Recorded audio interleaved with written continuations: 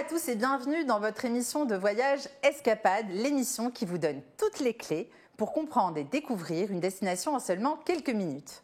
Aujourd'hui, on part à l'est de la France, à Besançon, et on vous emmène à nouveau à la découverte de cette ville naturellement verte, puisqu'elle est entourée de 7 collines et traversée par une rivière, c'est pas rien, et tous ces atouts naturels en font bien sûr une superbe destination de loisirs.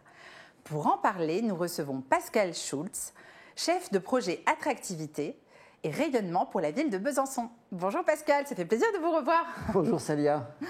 Bon alors, on peut commencer par parler peut-être de la configuration très particulière de cette ville qui est quand même, comme je le disais, traversée par une rivière. Tout à fait, traversée par une rivière, et aussi la particularité, c'est que le centre-ville historique, on le voit d'ailleurs à l'image, est complètement environné de nature. La différence par rapport à beaucoup d'autres villes qui ont une banlieue assez développée, c'est que le centre-ville est connecté avec la nature. La nature est vraiment dans la ville, et quand on parle de déconnexion, là, on a effectivement un territoire qui s'y prête largement. C'est d'ailleurs un territoire qui présente beaucoup d'espaces verts pour les habitants ou les visiteurs, les touristes. 200 mètres carrés par habitant, c'est quasiment un record en France. Ah oui, c'est impressionnant, c'est une chance.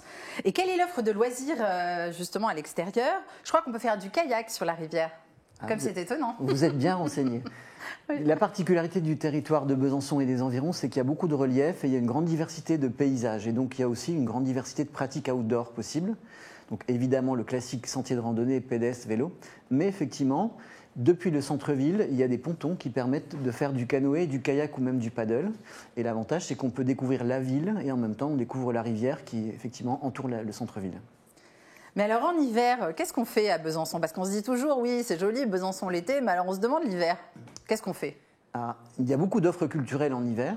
Je vais vous parler, bien sûr, de la citadelle de Besançon, qui surplombe la ville de 115 mètres et qui est inscrite au patrimoine mondial de l'humanité par l'UNESCO. C'est un site avec 3 musées, donc il y a de quoi faire, aussi bien pour les familles que pour les spécialistes. Un musée de la résistance et de la déportation, par exemple, qui vient d'être rénové. On a aussi un très beau musée des beaux-arts et d'archéologie qui fait toujours de très belles expositions en hiver, justement.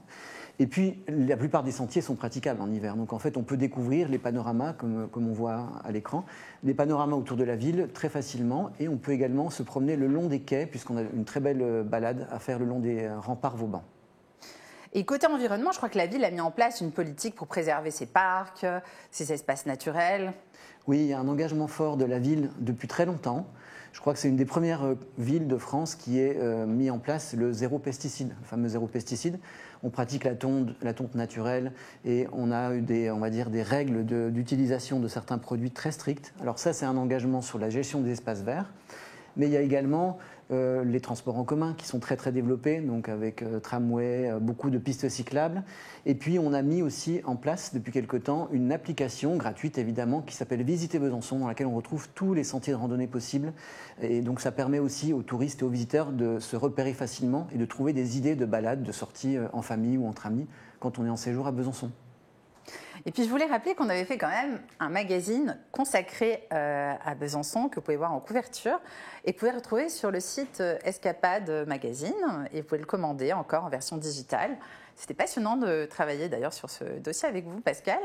Je vous remercie vraiment d'avoir fait le déplacement jusqu'à nous et puis je vous dis à très bientôt peut-être dans cette émission et je vous souhaite une bonne continuation et je vous dis à bientôt pour un nouveau numéro d'Escapade.